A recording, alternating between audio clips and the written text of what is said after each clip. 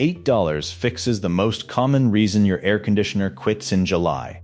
And that's number 7 on the list of things your contractor quietly hopes you never find out. The part is a capacitor, a little metal can bolted inside your outdoor unit. The cheap single ones run about $8. The round dual ones most homes actually use run $15 to $25.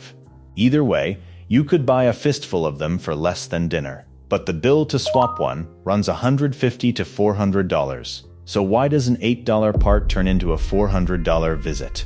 It isn't one greedy guy in a van, but the whole pricing model the trade runs on.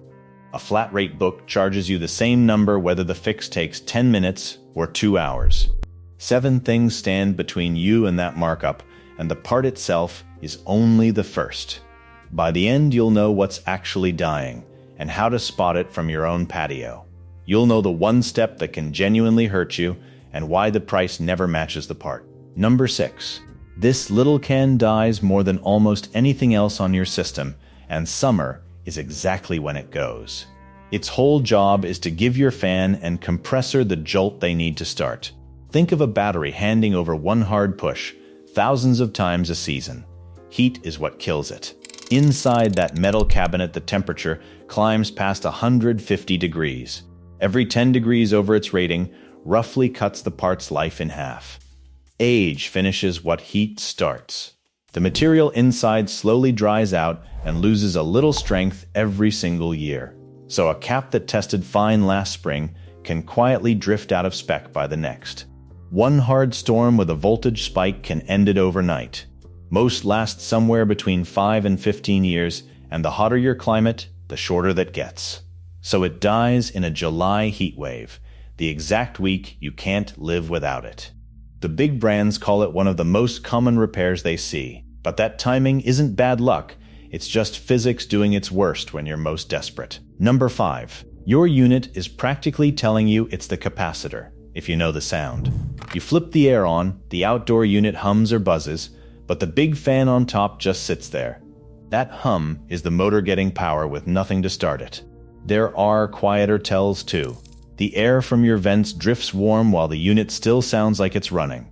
Or it cools for a few minutes, clicks, shuts off, and starts the whole cycle again. And the breaker tripping the second the air kicks on can be the same story.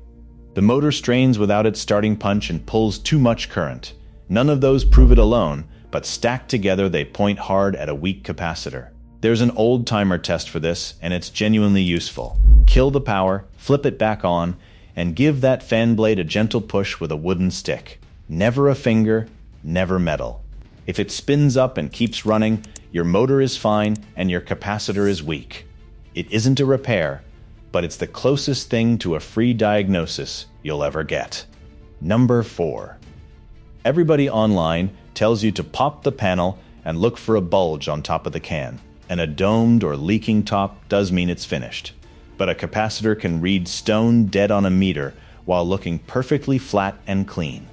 The strength inside fades with age, with no outside sign at all. So the visual check every video swears by is the one that fools people into trusting a dead part. And this is where it all connects. You can't see it.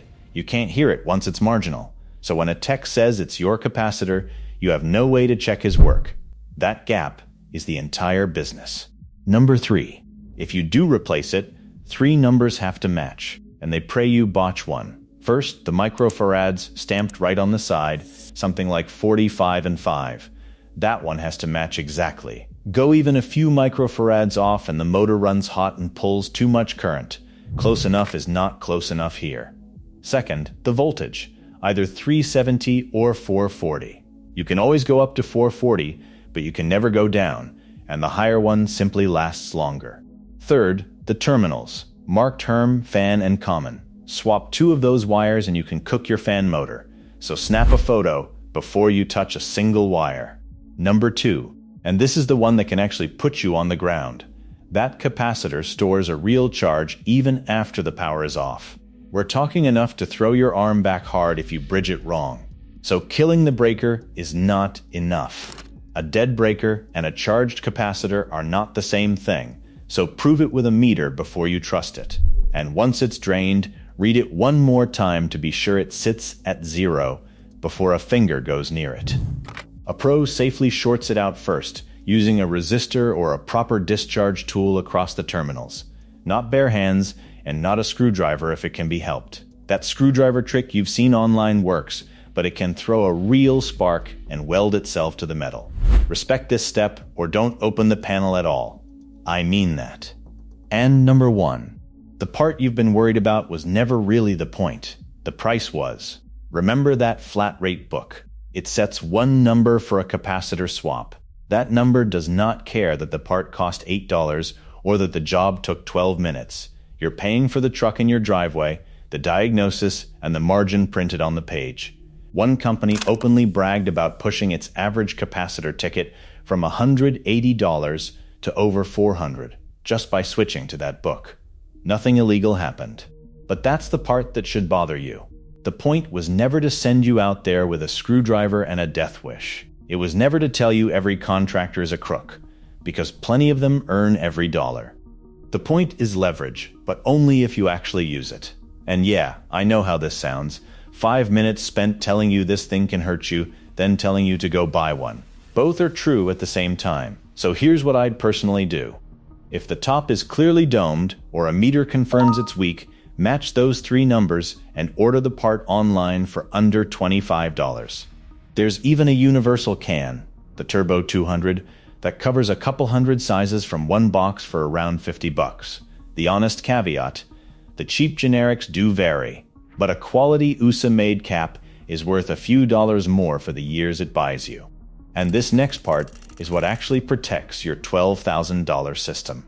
If you drop in a fresh capacitor and it dies again within a season, stop. You don't have a capacitor problem. You've got a fan motor or a compressor on the way out, and those are the $1,000 parts. A cheap cap failing over and over is your system begging for a real diagnosis. That's the one time the truck in the driveway is genuinely worth the bill. So the real lesson isn't that a capacitor is cheap, though it is. It's that the gap between what a part costs and what a repair costs is where your money quietly vanishes. That's true in this trade and every other one in your house. You don't have to pick up a single tool to win here. Next time a tech tells you it's your capacitor, ask 3 things. Ask to see the old part. Ask for the microfarad reading off his meter. And ask what it rang up on his flat rate book. A fair pro will show you all 3 without blinking, but the one who gets cagey just told you everything. An $8 part with a $400 bill should bother you. But wait until you find out what your pricey allergy filter is doing to that same compressor. And YouTube thinks you'll like that one, so click it. And if you made it all the way to the end with me, go ahead and subscribe.